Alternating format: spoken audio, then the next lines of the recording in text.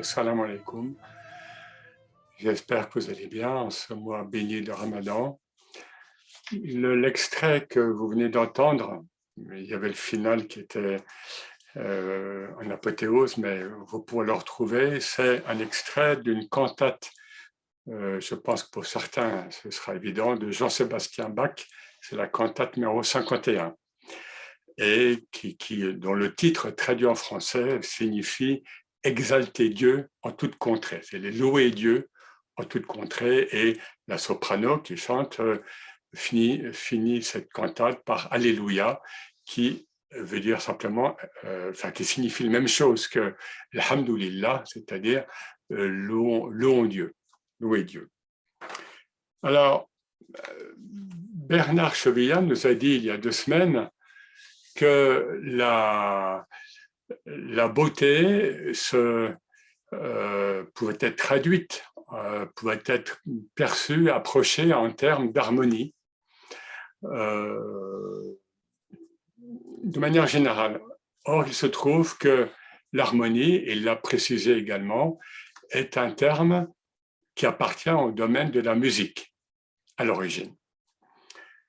Alors, voilà, je vais d'abord évoquer, mais très rapidement, parce que ce n'est pas le sujet, et puis je vous enverrai un article que j'avais écrit là-dessus, le statut de la musique en islam, pour ceux qui ne seraient pas convaincus que la musique est licite, est halal. Bien sûr qu'elle l'est, simplement, alors je vais simplement, mais encore une fois, vous aurez des détails dans un texte qui fait quelques pages, ce que nous disent les grands ulamas. Je prends par exemple Ibn Hazm, le savant andalou qui est mort en 1063. Voilà, il nous dit que, lui notamment, qu'il n'existe aucun texte scripturaire, Coran ou bien Hadith, Sunna, qui émette un avis sur la musique. Alors, certains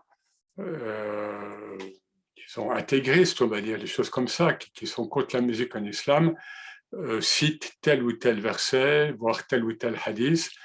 Moi, j'écris là-dessus, donc vous pourrez vous y référer si vous voulez, donc sur ce thème-là et sur d'autres. Je voudrais simplement citer quelqu'un, et ça c'est quand même assez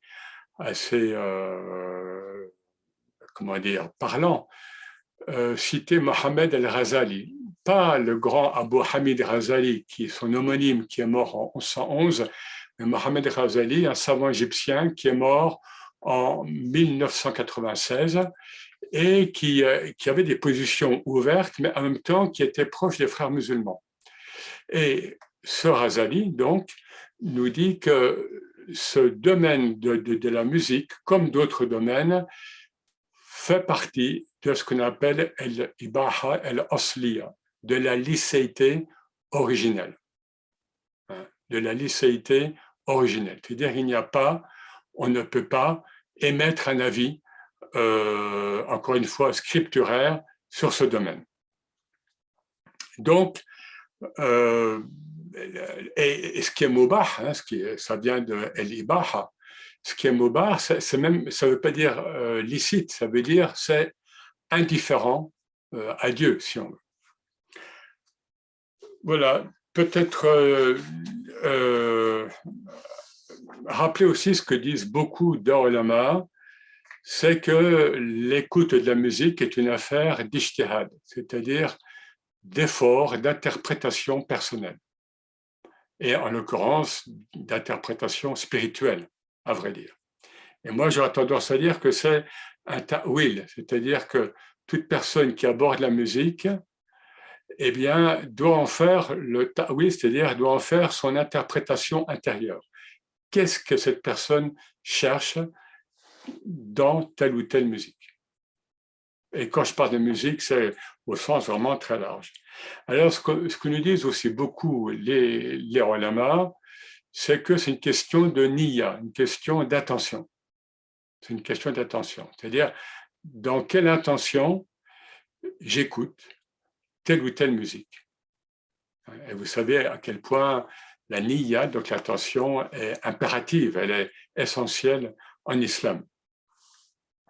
ce qu'ils nous disent aussi, parce qu'il y a toute une littérature, hein, on s'est posé de questions, précisément en l'absence de nas, en l'absence de texte scripturaire, on s'est posé des questions, donc pendant des siècles.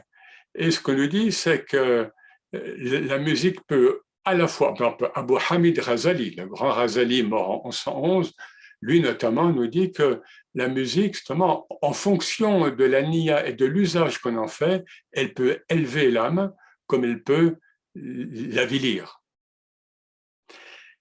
Et ce qu'ils nous disent souvent également, là je résume hein, toute cette littérature, c'est que la musique reflète finalement l'état intime de l'auditeur. On pourrait presque dire, hein, un peu pour paraphraser un adage, et dire dis-moi quelle musique tu écoutes et je te dirai qui tu es. On peut tout à fait le dire. Alors, un mot déjà par rapport aux antécédents. La musique en islam, elle s'inscrit évidemment dans le cadre de ce proche Moyen-Orient qui a un héritage antique important, ça vous le savez, et notamment les philosophes arabes, donc musulmans, El-Kindi, Farabi, Avicenne, Ibn Sina, vont être imprégnés par plus qu'une pensée, par une philosophie métaphysique et cosmique développée par les Grecs anciens et parmi lesquels il faut citer évidemment Pythagore, puis Platon. Et déjà eux, et surtout Pythagore, ils ont noté les correspondances entre les espaces musicaux, entre les espaces planétaires, entre les parfums des fleurs, etc., etc. Donc toute une science, hein, toute une théosophie, toute une approche cosmique qui va être reprise par les savants donc musulmans, et je pense d'abord aux philosophes. On parlera bien sûr après plus de l'approche soufie, mais elle est un peu différente au sens où elle est imprégnée avant tout du Coran et de l'exemple mohammedien, comme vous le savez. Alors, juste aussi un mot concernant, bon, même si je ne m'intéresse pas forcément à vous pour dire ça, mais de manière plus large, et comme ce sera diffusé en vidéo, Abu Hamid Razali, donc le Razali ancien, et ce Mohammed Razali, pourtant proche des frères musulmans, nous disent que la voix de la femme n'est pas haram, hein, et que donc nous pouvons écouter la voix de la femme, et surtout, vous voyez, bon, dans cette cantate que nous venons d'écouter un petit peu au début, où il y a une louange divine. Alors, parmi aussi les premiers milieux musulmans spirituels qui ont émis donc des théories au sens fort hein, sur la musique, il y a les Ikhwan Safa. Ikhwan Safa, c'est-à-dire les frères de la pureté, c'est un groupe de chiites ismaéliens, donc d'obédience ismaélienne d'Irak. Et ils sont connus par leurs rasaïl, par leurs épîtres, qui sont bons et qui touchent différents domaines de la connaissance. Et c'est toujours très, très fort. Eh bien, ces Ikhwan de Safa, notamment, avaient précisément élaboré des correspondances entre les modes musicaux, bon, les maqamat, que la musique arabe, d'expression arabe, développe rapidement dès le 9e siècle environ, et ça va être étendu à d'autres sphères du monde musulman, après dans d'autres langues, mais donc la musique arabe développe, en lien aussi avec les poèmes, développe ces modes musicaux qui sont extrêmement fins, puisqu'il y a des demi-tons, il y a des quarts de ton parfois, ce que nous ne connaissons pas de la musique de type occidental, de type classique occidental. Eh bien, donc, ils ont établi des correspondances entre chaque mode musical et les parfums des fleurs, et le parfum de telle ou telle fleur. Vous voyez, donc, ils avaient déjà développé des affinités profondes avec la musique. Alors, j'ai évoqué le mot du Coran, bien sûr, comment ne pas l'évoquer. Nous avons plusieurs hadiths sur l'importance d'une belle psalmodie du Coran. On a vu la semaine dernière, avec Mohamed Bajrafil, à quel point le tajwid était un art d'embellir, jawada, d'embellir la diction donc coranique. Eh bien, nous avons plusieurs hadiths, mais j'en cite un seul, qui est très clair. Laysa minna man lam yataranna al-Qur'an, ou bien le Coran, plusieurs. Donc, ne fait pas partie de nous, ne suit pas notre voix, celui qui ne chante pas le Coran. Et il y a d'autres hadiths, et ce hadith rapporté par Bukhari. Donc, il faut embellir sa voix dans de la diction coranique. Alors, ce que nous dit l'islam, ce que nous dit le Coran, à la lecture du Coran, il nous est dit que le premier des sens, en parlant des 5 sens, l'ouïe, l'odorat, le toucher, etc., en islam, parfois, on dit qu'il y en a 7. Parmi les 5 sens, lorsqu'ils sont cités dans le Coran, ils ne sont pas toujours tous cités d'ailleurs, mais à la place, il y a le fu'ad, ou bien le pluriel, el-af'ila, c'est-à-dire le cœur, la sensation intérieure, le cœur intérieur, on va dire. Eh bien, le premier sens cité en général, c'est sama, c'est-à-dire l'audition, l'ouïe. C'est le premier sens cité. Avant la vision. Et pourtant, la vision, le basar, le basir, ru'ya, tout ça, c'est un thème extrêmement fort également dans le Coran et en islam, mais l'audition vient toujours avant. Alors, les savants nous disent que c'est le sens primordial. D'ailleurs, c'est ce que disait, peut-être qu'on y reviendra un moment, c'est ce que disait le fondateur du protestantisme, Martin Luther, qui est mort à la fin du XVe siècle, et qui donne à la musique une place essentielle en théologie et en gustation spirituelle. Martin Luther.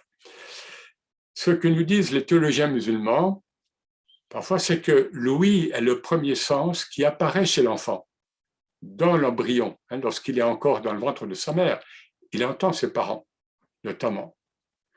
Et c'est le dernier qui reste en éveil après la mort.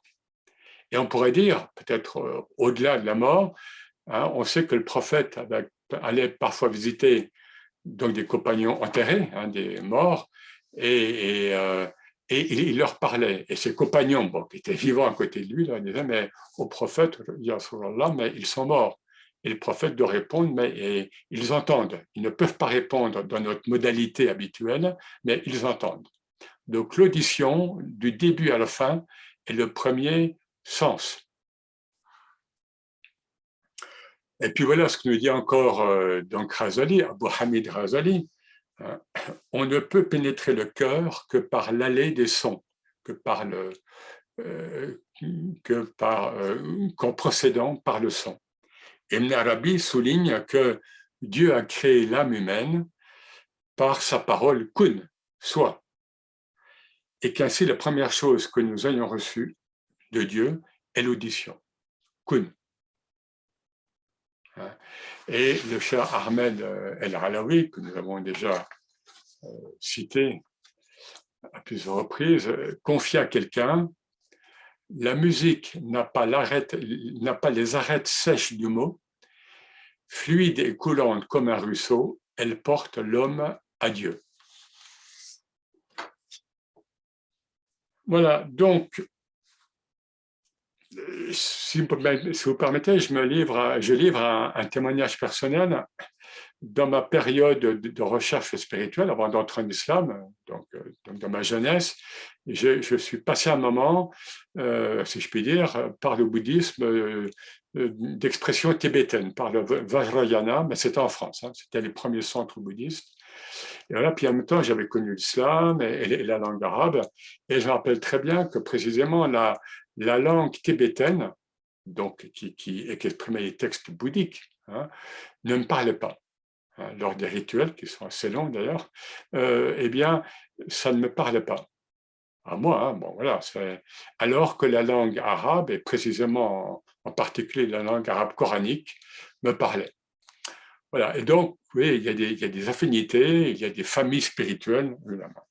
Alors, un point important parce que on peut, en l'exprimant pas d'ailleurs, on peut culpabiliser en se disant, oui, mais finalement, et c'est ce que se disaient des anciens, j'ai plus d'émotion, de tarab, hein, pour prendre le mot arabe ancien, j'ai plus d'émotion, plus de plaisir, voire plus de plaisir à écouter des poèmes mystiques ou bien à notre époque telle ou telle musique que d'entendre du Coran ou bien de trop entendre du Coran.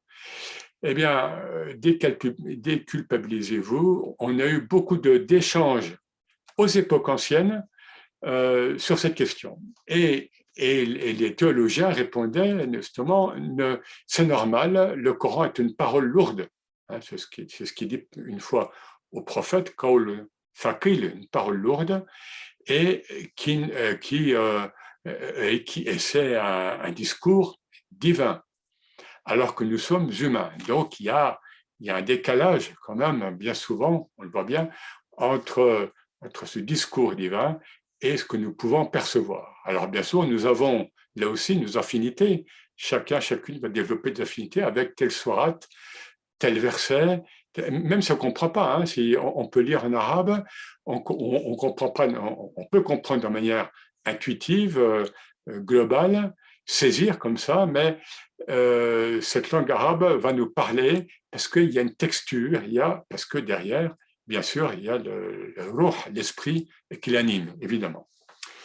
Donc, et comme le Coran nous le dit en 73-20, lisez Matayassara min al-Qur'an, hein, lisez ce qui vous est facile à lire. C'est-à-dire, le prophète le disait, ne lisez pas trop longtemps le Coran. Parfois, il le disait. Hein, ou variez, arrêtez un peu, reprenez, etc. Alors, nous en venons au sama. On a parlé du sama, l'audition. Maintenant, euh, cette perception s'est développée en terre d'islam, au sens large, au niveau du sama, et que vous connaissez déjà parce que lors des veillées spirituelles, nous le pratiquons. Alors, le sama, on traduit abusivement, mais par le chant spirituel, le chant mystique, le chant soufi. En fait, le sama désigne l'audition spirituelle. Et c'est très important au sens où un être éveillé au niveau spirituel, comment dire, peut entendre n'importe quel son, bon, je ne dis pas un son négatif, mais un son naturel, un animal, etc. Et ça va lui parler au niveau spirituel. Tandis qu'un être grossier, eh bien, vous pouvez lui faire entendre la plus belle musique, ça ne lui parlera pas. Hein, sourd, muet, aveugle, comme dit le Coran. Et là, bien sûr, pour l'être éveillé qui est sensible à tous les sons, nous avons évidemment l'exemple de Rumi. Hein, et il y a quelque chose qui est rapporté de lui, que beaucoup connaissent. Un jour, Molana, donc Rumi, passait près du bazar des batteurs d'or, donc, ou bien on dit parfois des dinandiers, ceux qui battaient le cuivre, hein, et donc avec des rythmes, hein, le chant des battements, leur tic-tac arriva à ses oreilles bénies. Du bonheur de ce battement, une extase étonnante se fit en Maulana et il se mit à tourner de la prière du matin jusqu'à la prière de l'après-midi. Voilà, ça, c'est ce qui peut arriver à un être éveillé pour qui le cosmos est vivant, mais ce n'est pas un mot. Hein, tout est vivant, tout parle. Hein, tout parle. Et évidemment, ce que nous dit le Coran dans ce beau passage du verset 17-44, il y a un passage qui nous dit Wa in min shay'in illa tusabbihu bihamdihi walakin la tafqahun tasbihahum. Il n'y a rien de la création qui ne célèbre la louange de Dieu, mais vous ne percevez pas la tafqahun, vous ne percevez pas leur glorification. le vent, les montagnes, les arbres, l'eau dans les ruisseaux, etc., célèbrent la louange divine, mais pour vous, c'est un bruit naturel, ou bien un animal, bien, bon, voilà, c'est un bruit d'animal, c'est un bruit naturel. Non, le Coran nous dit non, non, non, tout est louange cosmique. Tout ce qui est créé euh, me loue, hein, et là, c'est Dieu qui parle. Donc, le sama, évidemment, au niveau modalité spirituelle, agit comme le zikr, hein, donc comme le rappel, comme l'invocation. C'est-à-dire qu'il agit comme une réminiscence du pacte primordial, el mithaq. Le pacte primordial, je rappelle, que nous avons conclu, scellé avec Dieu dans le monde spirituel avant d'être incarné. Hein, avant d'être incarné. Et dont ce pacte dont il est fait écho, si je puis dire, en parlant de musique, dans le verset 772. Hein. À un moment, donc c'est un verset assez long, à un moment, donc il est dit « Alastu berabbikum, ne suis-je point votre Seigneur ?» Qalu bala shahidna. Et ils répondirent, donc les âmes humaines répondirent « Certes, nous en témoignons. » etc. Donc, puisqu'il y a réminiscence, au sens platonicien, hein, on peut le dire, il y a souvent, dans le chant soufi, en général, une nostalgie. Une nostalgie de quoi? Ben, de cet état spirituel d'indifférenciation en Dieu, avant que nous soyons séparés et que nous soyons incarnés en ce monde. Et là encore, évidemment, nous pensons à Rumi, hein, et nous pensons, on ne peut faire qu'allusion au début du Masnawi, selon un poème inspiré à Rumi, qui commence par écoute. C'est pas un hasard, c'est le Masnawi de Rumi, selon poème spirituel et didactique à la fois, commence par écoute, Louis. Bon, là, juste donc le début. Donc, il commence, écoute la flûte de roseau, le ney, écoute sa plainte des séparations et dit la complainte. Voilà. Donc, la nostalgie que l'on peut ressentir et qu'on peut trouver dans des poèmes soufis et dans les litanies, dans la liturgie, dans le sama soufi, bien souvent. Alors, un mot là pour un mot d'histoire, parce que là aussi, pour remettre les choses en place, pour ceux, je sais que ce n'est pas votre cas, mais ceux qui écouteront par la suite, ceux qui disent mais le sama, c'est encore une bid'a, c'est une mauvaise innovation, c'est haram, etc. Nous avons des textes historiques, là on peut citer toutes les sources possibles, qui nous disent que depuis le 9e, 10e siècle, eh bien, il y avait des séances collectives d'audition spirituelle dans des grandes mosquées, dans des grands lieux donc, de la vie islamique, et qu'on y trouvait tous les ulamas, les muftis, les qadis, etc. Nous avons beaucoup de témoignages là-dessus. Et même ce qu'on nous dit, là je pense même à certains théologiens, je ne vais pas citer le nom, mais ils sont cités dans les sources, lorsque l'état spirituel les prenait, et ce hal était une conjugaison entre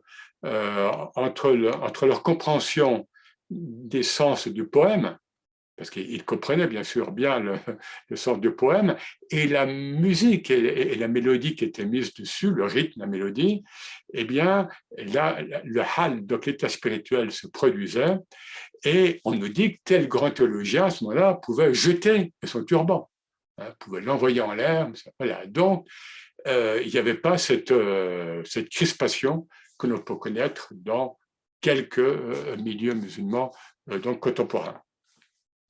Et les auteurs nous disent que voilà, lors de ces séances ou chez l'auditeur, par ce hal, eh bien, opère chez l'auditeur comme un mi'raj, comme une ascension spirituelle, sur le modèle, évidemment, de ce qu'a connu le prophète sallallahu alayhi wa sallam lors de son ascension, mais bien sûr en la proportion de nous humains actuels, contemporains. Alors, je prends un exemple parce que le sama, le terme est ancien, mais il n'a pas été toujours retenu, et la pratique même n'a pas toujours été retenue dans les confréries aux époques modernes et à l'époque contemporaine. Mais prenons l'exemple de la tariqa alawiya, eh bien, le chant, donc sama, est toujours extrêmement pratiqué, toujours a cappella, c'est-à-dire sans aucun instrument. Jamais. Et il y a une grande proportion de chants qui viennent de l'Espagne musulmane, donc d'Al-Andalus, et puis bien sûr, ça s'est mélangé, ça s'est, comment dire, fructifié par telle ou telle école, donc au Maghreb, à Fès, à Mostaganem, à Tlemcen, etc. Et moi, je parle vraiment à l'égard donc de ce sama de liturgie. C'est comme une liturgie et qui d'ailleurs parfois évoque le chant grégorien qu'on trouve dans les monastères chrétiens catholiques. Alors, la pratique du sama, mais ça je vous renverrai de la bibliographie à des références précises, elle a ses règles, elle a ses adab. Donc, c'est toujours pareil, c'est comme pour les règles du Coran, on va voir un peu d'autres choses. Il y a un cadre technique et sur lequel va pouvoir survenir le hal, l'état spirituel. Et il y a une grande. Alors, il faut que les musammaïn, ceux qui pratiquent le chant dans l'assemblée, eh bien, aient une grande expérience. En général, ils ont une grande expérience, mais surtout, il faut qu'ils aient en eux, il faut qu'ils nourrissent aussi cet état spirituel. Sinon, ça reste plat en quelque sorte. Alors, je reviens maintenant à la musique classique occidentale.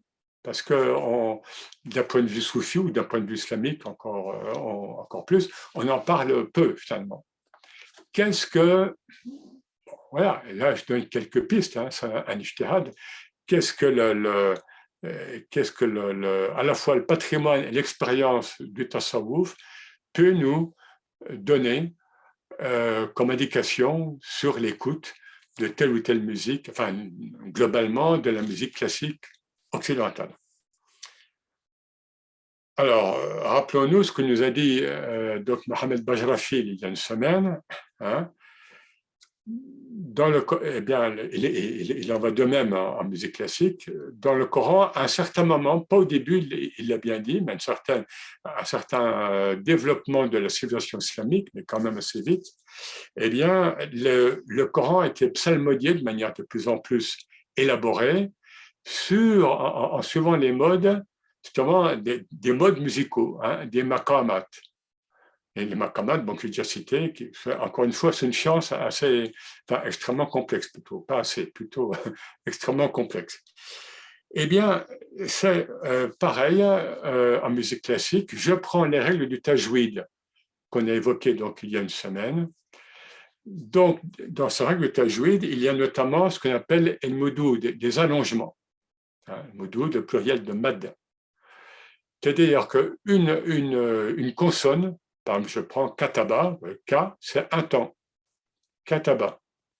Par contre, dès que j'ai une voyelle longue après, justement qui est appelée en français notamment voyelle longue, je vais avoir deux temps, kitab, deux temps. Et dans le Coran, dans les règles donc de psalmodie, on va avoir 4 temps, 5 temps, 6 temps. Donc tout ça correspond à des règles, mais à partir desquelles il va falloir faire résonner l'esprit du Coran et l'émotion suscitée par la lecture du Coran, évidemment. Eh bien, en musique classique, vous savez que nous avons le solfège, donc les partitions, le solfège qui est un code, un code élaboré au cours des siècles, et pareil avec des temps, notamment basés. Alors, la musique, c'est essentiellement la mélodie et le temps, et le tempo, et le rythme. Alors, pour les temps, un exemple, vous avez la noire qui correspond à un temps. Vous avez la blanche qui correspond à 2 temps, à deux noirs. Vous avez la ronde qui correspond à 4 temps ou à 4 noirs. Et vous avez le point d'orgue qui peut correspondre au mad le plus long, qui est parfois fait, enfin souvent fait en fin de verset coranique, par exemple. Voilà, donc c'est pour vous donner idée des correspondances qu'il peut y avoir entre l'une et l'autre discipline. Et alors, on nous dit que, parfois on lit que certains analystes nous disent que l'œuvre d'Ibn Arabi, finalement, c'est une partition. Ah, l'œuvre d'Ibn Arabi est une partition. Hein, c'est quand même intéressant. C'est-à-dire que là aussi, nous avons une technique, nous avons cette œuvre écrite qui est, comme vous le savez, difficile, hein, et une partition aussi au sens, on peut entendre comme ça, où vous avez un thème musical, ou bien doctrinal, hein, ou bien spirituel en ce qui concerne Ibn Arabi, métaphysique, qui est là, et qu'on va retrouver ailleurs, et comme autant de variations. Le terme variation sur un thème 2 est un terme musical aussi. Et on le trouve bien sûr, notamment dans l'œuvre immense d'Ibn Arabi. Et on va y revenir un petit peu. Alors, en musique classique occidentale, évidemment, il faut d'abord évoquer Bach, Jean-Sébastien Bach, bon, en allemand c'est Bach, hein, donc un Allemand qui est mort en 1750, je ne vais pas le présenter, il est comme trop connu pour l'être, simplement, je vais aller vite, sa musique est un tasbih, sa musique, pour l'essentiel, est une louange cosmique, et c'est pour ça que j'ai voulu vous faire entendre un passage de cette cantate, donc au début de notre échange. Hein, parce que là, donc la soprano, encore une fois, hein, pendant les 3 dernières minutes, donc la cantate, c'est Alléluia, Alléluia. Donc c'est Alhamdulillah, Alhamdulillah, Subhanallah, etc. La musique de Bach, elle se caractérise par une limpidité, une transparence à l'être divin qui est unique. Même de la musique baroque de son temps, bon, nous avons des grands compositeurs comme Vivaldi, qui en plus était un prêtre. Hein, mais honnêtement, la musique de Bach est plus diaphane à l'être divin. Hein, c'est-à-dire, il n'y a pas de dimension psychique qui pourrait entacher un petit peu notre perception de sa musique. Et là, je vous lis un passage, certains d'entre vous connaissent Sioran. Sioran, c'est un auteur roumain, mais qui a vécu à Paris, un auteur très particulier. Et il y a un texte de lui, un livre qui s'appelle, le titre est évocateur, Des larmes et des seins. Voilà. Et il nous dit, quand vous écoutez Bach, vous voyez germer Dieu. Bon, Sioran a des expressions à lui. Quand vous écoutez Bach, vous voyez germer Dieu, son œuvre est génératrice de divinité. Et ailleurs, il dit, pensez que tant de théologiens et de philosophes ont perdu des nuits et des jours à chercher des preuves de l'existence de Dieu, et après, la citation n'est pas complétée, alors que, c'est ça, alors que dans la musique de Bach, on sait que c'est lié à la musique de Bach, vous avez l'évidence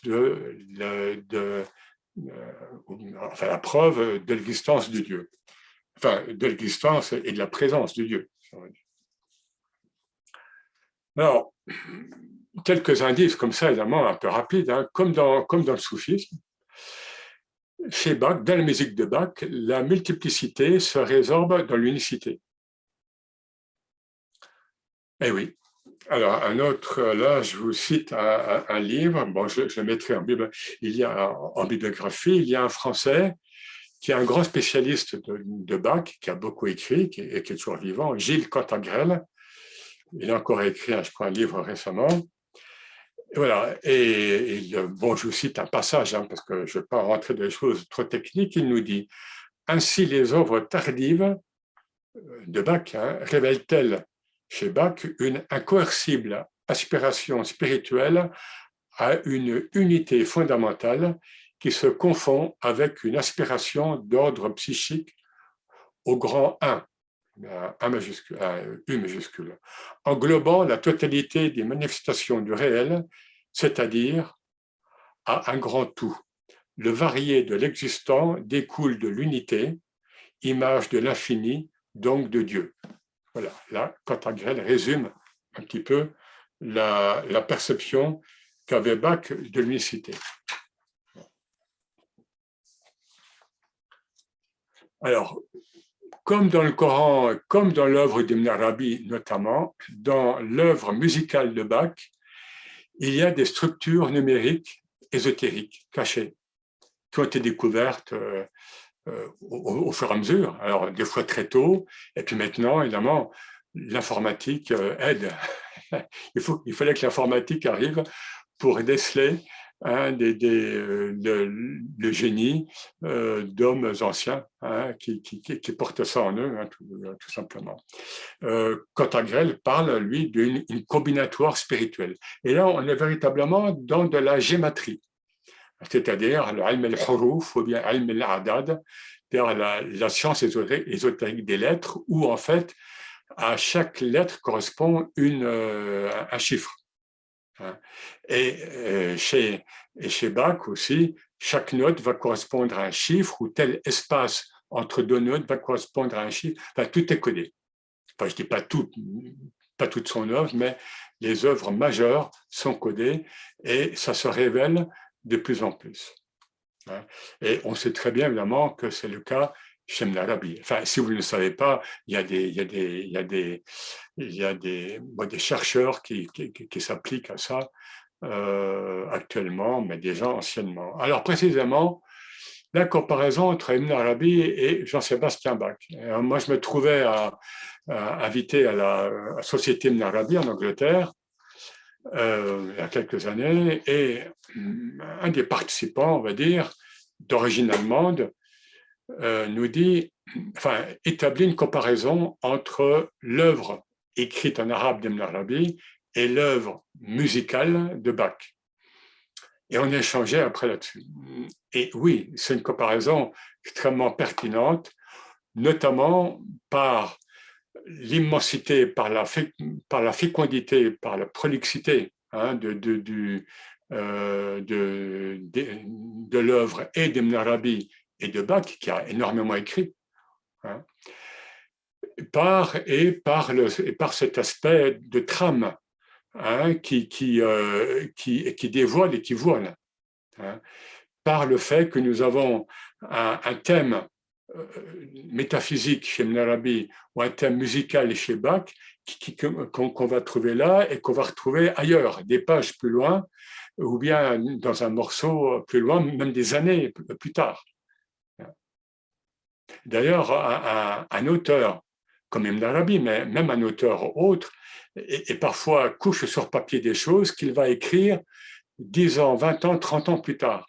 Et chez Bach, on sait aussi qu'il a réutilisé des choses qu'il avait notées comme ça et qu'il a mises en forme dans un cadre plus formel, donc des fois 10, 20, 30 ans plus tard.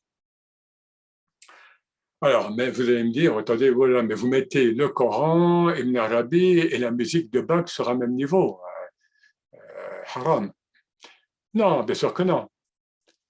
Il ne faut pas oublier ce qu'on a déjà développé. Il y a les maratib el-wujud, il y a les degrés de l'être. Il faut bien distinguer, et ça, les théologiens, ils en parlent, les théologiens musulmans.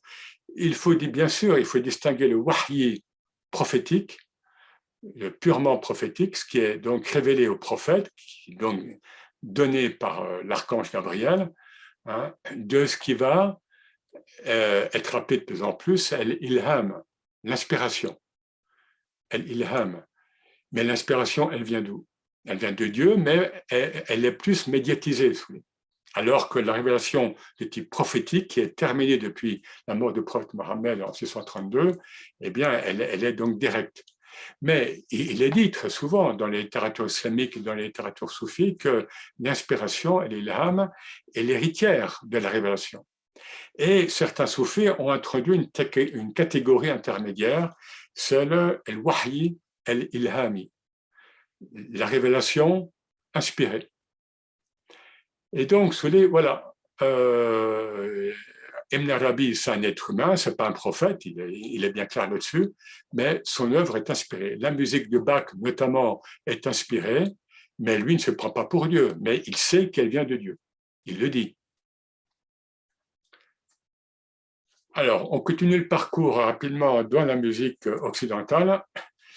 Après Bach, c'est le 19e siècle. Bach meurt en 1750, je vous rappelle. Alors, le 19e, on dit que c'est le siècle de la musique classique, voire romantique. Bon, les termes conviennent plus ou moins. Bon, pour aller vite, évidemment, il y a le géant qui est Beethoven. Beethoven qui est mort en 1827.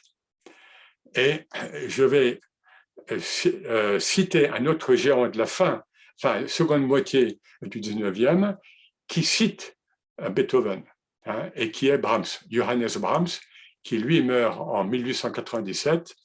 Et d'ailleurs, souvent on dit que, alors là, je sais que c'est la musique germanique, allemande, mais qui a marqué, évidemment, et sans parler de Mozart, et qui a marqué la musique classique. On parle des trois grands B, Bach, Beethoven, Brahms. Brahms, donc, voilà ce qu'il dit sur Beethoven un peu avant de mourir. Voilà, donc le commentaire, là, je vous citerai donc la référence. Brahms exprima en 1896, donc un an avant de mourir, des convictions religieuses si fortes qu'il interdit de les rendre publiques pendant les 50 ans qui suivraient sa mort. Et voilà ce qu'il dit. Beethoven déclarait que ses idées lui venaient de Dieu, et je puis affirmer que pour moi, il en est de même. C'est l'esprit qui, avec un grand E, qui illumine les forces cachées de mon âme, et dans ce ravissement, c'est un terme soufi, je vois clairement ce qui est obscur dans mon état d'esprit habituel. Alors je me sens capable de recevoir mon inspiration d'en haut, comme le fit Beethoven. Avant toute chose, je réalise pendant ces instants l'importance prodigieuse de la révélation suprême de Jésus. Bon, Brahms est chrétien. Donc, l'importance prodigieuse de la révélation suprême de Jésus, moi et le Père, nous sommes un. C'est-à-dire, qu'est-ce que nous dit Brahms là? À ces moments d'inspiration intense, il est investi par le divin. C'est ça qu'il veut nous dire.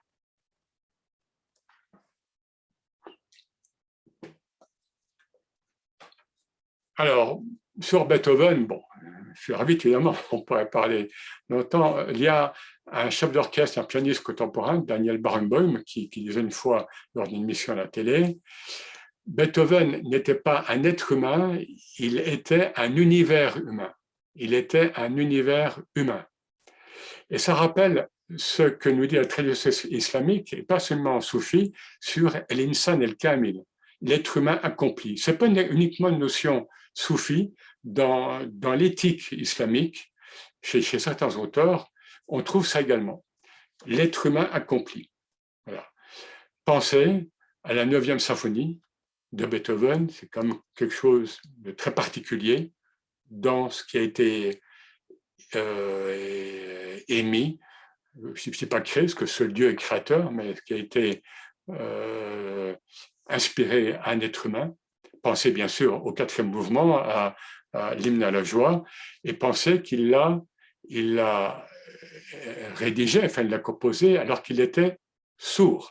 Un compositeur qui compose une œuvre comme ça alors qu'il est sourd, c'est-à-dire que c'était complètement intériorisé. D'où lui venait cette source intérieure. Et alors, quand on parle d'univers humain, eh bien, allez sur Internet et vous verrez que ce dernier mouvement avec les chœurs a été célébré, a été chanté au Japon dans un stade avec 10 000 choristes. Enfin, il y avait l'orchestre, un orchestre immense, et puis pas 100 ou 1000, 10 000 choristes. Vous tapez Internet, c'était fait au Japon. Donc, vous voyez cette ampleur qui est mise en scène là, et au Japon. Alors, utilisons les catégories, si je puis dire, que nous donne l'islam et le soufisme. Et par rapport aux attributs humains, vous savez, divins, mais justement aussi souvent humains, il y a le Jamal et le Jalal. Le Jamal, la beauté, ce qui est plus doux, voilà, et le Jalal, ce qui est majestueux, parfois rigoureux. Globalement, voilà, ben vous avez des auteurs qui sont plus jalaliques que d'autres. Bon, Brahms et Beethoven sont plus jalali. En ce qui concerne Brahms, ben, je vous renvoie notamment, mais à vous de parcourir, mais au concerto numéro 1 pour piano, par exemple. Ou à certains morceaux des symphonies. Mais bien sûr, un auteur qui est plus jalali a du jamal. Évidemment, il y a du jamal aussi chez Brahms. Et de même, chez Bach, qui est la musique baroque, donc du XVIIIe, est plus jamali. D'abord, les orchestres sont très moins gros, donc c'est plus intime. Mais vous avez aussi du jalal du jamal, du jalal, pardon, donc du majestueux chez Bach, notamment dans les passions qu'il écrites, bon, liées à la passion du Christ, évidemment. Alors, maintenant une question, parce que c'est une question qui peut, et qu'on m'a posée une fois ou l'autre, et que les musicologues se posent d'ailleurs. Est-ce qu'il y a eu une dégénérescence de la musique classique occidentale par rapport à Bach? Après Bach, on arrive donc au 19e, avec tous ces grands compositeurs et d'autres, hein, et parfois on nous dit, oui, mais alors dans la musique dite romantique, le psychisme humain est plus important. Hein, il prend plus d'importance que le spirituel même. Alors, question. Mais alors moi, je posais question aussi. Alors, est-ce qu'il n'y a pas une dégénérescence non plus entre le nez, la flûte de roseau seule, mais qui remplit tout, et l'orchestre Mevlevi, l'orchestre de la tradition Mevlevi, donc de Rumi, hein, donc on trouve le nez, l'orchestre Mevlevi qui prend forme, qui se formalise à partir du XVIIe siècle et qui devient bon, quelque chose, une musique institutionnelle, bon, enfin moi, qui n'évoque pas grand-chose chez moi. Et je pourrais dire aussi, est-ce que tel ou tel groupe tel groupe soufi qui pratique le sama, eh bien, est-ce qu'il n'y a pas une certaine dégénérescence lorsque ce même groupe va transformer le sama en chorale? Ça devient plutôt de la chorale. Vous voyez, donc là, voilà, c'est toujours une question d'appréciation personnelle. Alors, l'inspiration, on revient sur ce maître mot, hein. Ben, là, on a le témoignage notamment de Berlioz, Hector Berlioz, qui est le grand compositeur du début de la moitié et du milieu du 19e siècle, le grand compositeur français. Si vous ne le connaissez pas, essayez-vous à son Requiem, qui a aussi une œuvre très particulière. Très particulière. Berlioz dit que lorsqu'il l'a reçu, hein, il le dit, il était agnostique. Et il écrit ce qu'il écrivait beaucoup aussi. Il écrit que l'inspiration lui venait tellement vite qu'il avait inventé un système de transcription plus rapide que le solfège traditionnel, une sorte de sténo pour coucher sur papier l'inspiration qui lui venait très vite. Voilà. Alors donc, moi j'entends bien que ces compositeurs occidentaux, parfois, n'identifient pas la source spirituelle qui se cache derrière leur inspiration. Ça peut arriver chez tel ou tel compositeur. Et ils peuvent être investis par des noms divins à leur insu. Mais parfois, évidemment, on l'a vu avec Brahms là, et Beethoven, bon, j'ai pas eu le temps de vous lire des témoignages de Beethoven, avant de mourir notamment, mais parfois ils sont très conscients. Et là, je vais citer le témoignage d'un chef d'orchestre, donc à l'époque moderne, c'est encore un Roumain, Sergiu Celibidache,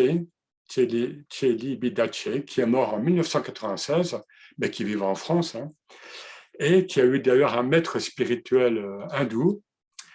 Et vous avez une vidéo sur YouTube où il parle de ses présences spirituelles. Il dit que notamment à tel ou tel concert, il cite dans sa carrière, dans tel ou tel concert que j'ai fait, il y avait clairement des présences spirituelles. Nous jouions, l'orchestre et moi, et les présences spirituelles étaient là, et au point, il dit que je ne pouvais pas dormir la nuit. Voyez-vous? Et il a enregistré des disques, mais c'était en studio. Mais il a toujours refusé de faire un disque à partir d'un enregistrement en concert, live. Pour lui, c'était quelque chose qui était unique. Un peu comme une hadra soufi, hein, une cérémonie soufi, c'est unique. On ne pourra pas le répéter, ce ne sera pas la même chose que ce qu'on a vécu avant. Bon, et là, je vais bientôt finir. Alors, la question de l'inspiration, elle se pose, il faut la poser, évidemment, au XXe siècle, là, avec la pop musique, avec le rock. Évidemment, c'est quand même très, très important. Hein, tous ces grands groupes bon, que l'on connaît, les Beatles, les Doors, les Rolling Stones et beaucoup d'autres. Alors, il est évident que parmi ces groupes, il y a des gens inspirés au niveau musical et qui sont très doués, évidemment. Mais le problème, c'est que la plupart du temps, ils sont mal orientés et le problème, c'est qu'ils ont triché. Ils ont été chercher leur inspiration souvent dans la drogue, on le sait bien, surtout dans les années 60-70, ils sont tous passés par là.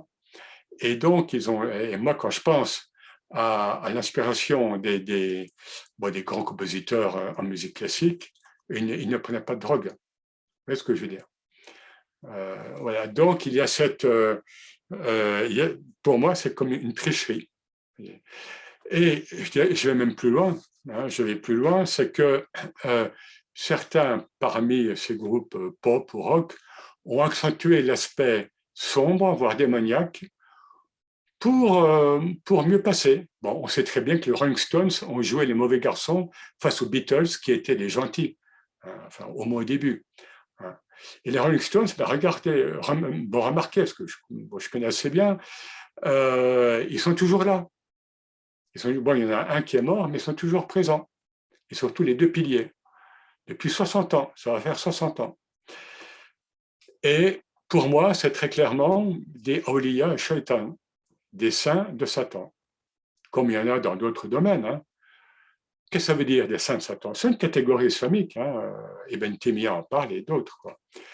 Ça veut dire que ce sont des saints, mais des saints de Satan. Hein. Mais ils sont protégés. Ils ont une protection.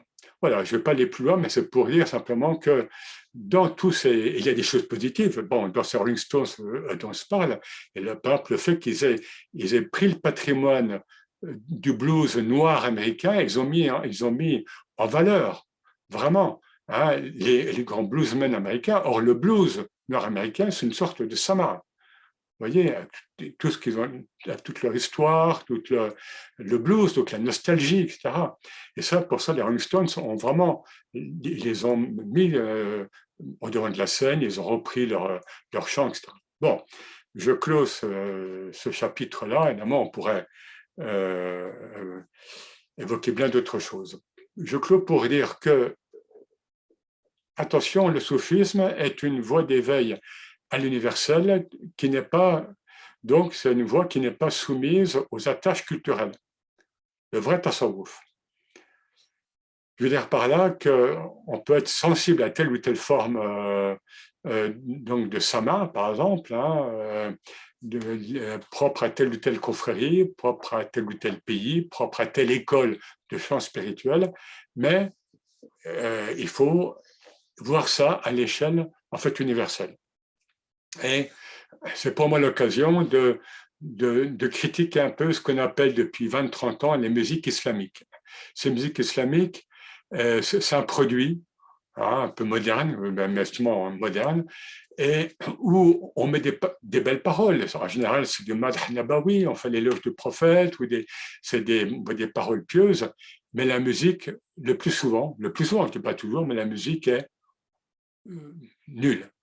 Donc, ce n'est pas une musique islamique, il n'y a pas de musique islamique. L'islam, c'est l'universel, le tasawwuf encore plus, et donc on prend son inspiration, on prend la beauté, puisqu'on est sur le thème de la beauté, là où elle est. Si, si la beauté est plus présente dans un chant d'un peuple dit primitif, au fin fond bon, de l'Afrique ou ailleurs, ou chez Bach, que dans une musique soi-disant islamique, eh bien la musique islamique, elle n'est pas islamique. Mais évidemment, on l'aura compris, la musique est un mode privilégié de réintégration dans l'unicité, dans notre patrie céleste, dont on a parlé au début, et donc dans l'unicité. Mais allons encore plus loin, est-ce que la plus belle musique n'est-elle pas le silence? Je ne l'ai pas dit, mais sur la question donc, du sama, de l'audition spirituelle et des séances de chant spirituel, eh bien, à l'époque, certains maîtres soufis étaient contre le sama. Abul Hassan Chazili, le fondateur de la voie Chazilia, était contre le sama, et pourtant, dans sa famille spirituelle, dans la Tariqa Chazilia, le sama va être développé beaucoup. Ibn Arabi était contre un moment, et puis voilà, et d'autres grands maîtres ont eu des positions parfois très prudentes par rapport au sama. Et parfois, ce qu'ils nous disent, évidemment, c'est que la plus belle musique, c'est la science du silence. Et il y a une science chez certains maîtres soufis qui s'appelle Ilm Samt, la science du silence, mais sachons bien que l'écoute du silence est plus difficile, est plus exigeante que l'écoute de la musique. Voilà, merci à vous.